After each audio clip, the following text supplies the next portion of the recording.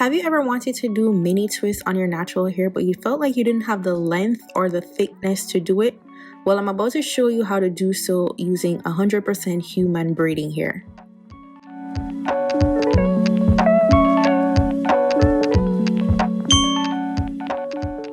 What is going on, beautiful people? I am Chev. Welcome to my channel. So we're about to start this tutorial, and the hair that we'll be using is from Hotbraids. This is their afro kinky bulk human hair, and this is 22 inches. But girl, this is the most natural of hair that I have ever seen. So this is perfect for my girls with 4 type hair. If you have 4B, 4C, for whatever, it is gonna be the one for you. Now, this is my second time using this type of braiding hair, and I learned some things. So what I did is I mixed hot water with lukewarm water and then put some conditioner in the water, and then we're gonna dip the hair.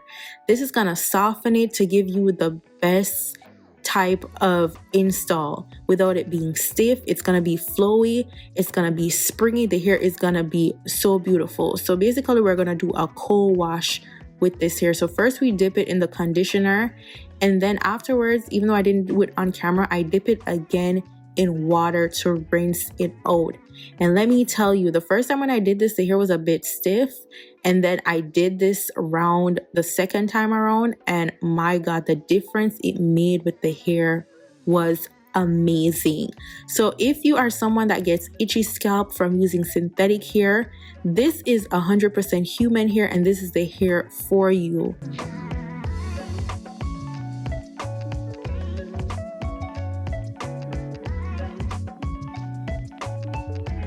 After we washed our hair, it is time for the install. So what I like to do when I'm braiding is to section my hair so it helps me to map out how much hair I will be using. So I'm going to be doing a crisscross in the front, and then I'm going to do the mini twist in the back.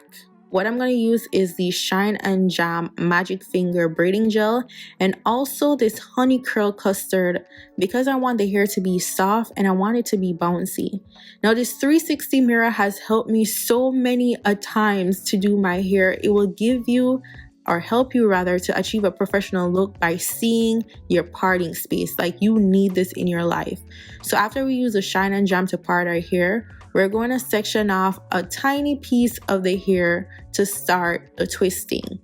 Now, when I started the back, I realized that, you know what, this is too small, but also because the back of my hair is so short, I needed to do smaller pieces in the back to make sure that it doesn't fall out. If it was bigger than this, it would slide right out. So if your hair is short in the back, you want to start off small. Now, I wanted to just show you guys the back, because a lot of times when I do braiding styles, y'all want to know what the back looks like. I really can't see the back, so it's not much of a tutorial back here. It's just basically demonstrating, but I'm going to be doing slow motion when we get to the top so you can actually see how I install the hair. So what I do is I braid the hair onto my hair, and what I do is I braid it first and then I twist the rest of the hair. So the braid is basically to anchor so that it doesn't slide out. Do you see how soft the hair is? So if your hair is thick, or to blend the hair with your natural hair, I like to use the braiding gel on the ends of my hair, just so that it can get that sleekness, so that it blends with our human hair braiding hair. So right here, I'm just showing you the mistake that I made. This was before I put the edge gel onto my hair. And so I added a little piece more here because I felt like it was a little bit too thin. And then I start twisting down. So this is the size that I decided to go with instead of those like super tiny one, or else we'd be here all day. This took me about 6 hours to do in total, like the entire style. And this is what the end of the hair is looking like. Do you see how springy and bouncy that is? So this is the edge control that I end up using, because I felt like the magic finger was like whiting or giving me that white cast on my roots. Girl, I don't know. But yes, this is how I start my braid. Like, basically I loop the human hair onto my hair and then I start braiding. If you need to show this, or rather slow this down, go ahead and do it. I am so much better at maybe demonstrating than actually explaining it. And then once I do a couple inches of the braids, I start twisting. You can do rope twist, regular twist, any type of twist you want. What I like about this afro kinky texture here is that it doesn't unravel. The hair anchors itself, and as you can see, I put some more of that honey custard on my hair because in addition to the braiding hair, I want to put that on my hair as well, because a lot of times when we do braided styles or protective styles, we neglect our hair by trying to put as minimal product on there, but then our hair is dried out because we use synthetic hair. Now with this human hair, it is okay to use products, especially moisturizing products, because it helps the hair to be bouncy and shiny, and it also locks in moisture in your natural hair. So I'm just going to show you guys a couple more times on top how I install this hair. It was a lot of trial and error with trying to get on top of my head, and trust me, it just takes some practice and you will get the hang of it after the first couple times.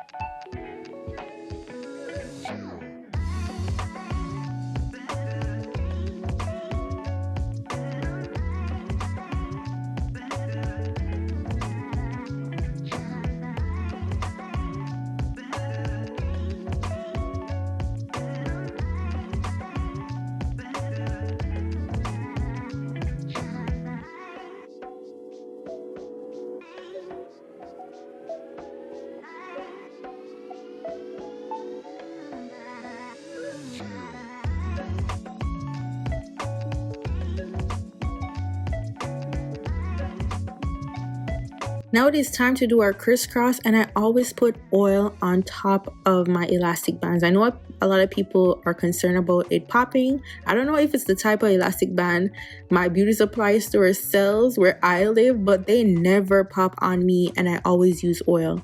So what I like to do is I like to leave out a little bit of my edges out of the elastic with the crisscross, because I don't want it to pull and tug on the very front of my hair, especially those sensitive areas like the sideburns and the very little piece in the front. Like you see, I don't put that in there. And with doing your own hair, especially crisscross, I know a lot of people think like the tension, but when you're doing your own hair, you can actually feel how tight you're doing it. And you don't have to do this super tight, especially when you use the braiding gel on there. It already looks neat, so you don't have to do it super tight in order for it to look neat. And I like to do this test with my face after I do my elastic bands. Like I like to do a chewing motion. I swing my head from side to side, and once I realize I'm good, then I continue. So if you're doing your own hair, or if maybe somebody else is doing your hair, do that face test just to make sure that it's not tight, because it really doesn't need to be tight as long as you do your parting space neatly. And you don't have to use too much gel, but you use enough where the part is neat, where you don't have to compromise the tension for it to look neat. Then we're gonna do our same looping technique that we did to install the hair, braid it down, and then once we get to a couple of inches, we start twisting. Now I must say, this hair, the technique that I did earlier by washing the hair, will save you so much hassle with this hair, because it is human hair and it is an afro kinky hair. Once you co-wash it with that warm water, oh my god, the hair is so freaking soft. Now I didn't let it like super fully dry before I install it. It still has that moisture to it, so it's not wet, it's just a little bit damp. And occasionally when I got to the top, because it's hours later, some parts of it would be dry, or some hair that I haven't used yet, I just spray it with some more water and then you're good to go. So this is what the hair is looking like after hours later. And to soften it up, you can always just spray some leave-in conditioner with water onto the hair, and it is so bouncy. Like, look at that natural texture. So if you have black hair, oh my god, and the blending with it, who will tell you this isn't your hair? Like, who wouldn't tell you? Like, what? So then, because I have a little bit of white casting in the front, I just spray some like little oil on top, and that is it. So I did a couple of different hairstyles to show you the different styles you could do with this hair, because it's so versatile. All the details for this hair will be in the description box down below. I hope this tutorial was very helpful. Thank y'all so much for watching, and I'll see y'all in my next video. Go on, big up on yourself. Bye guys.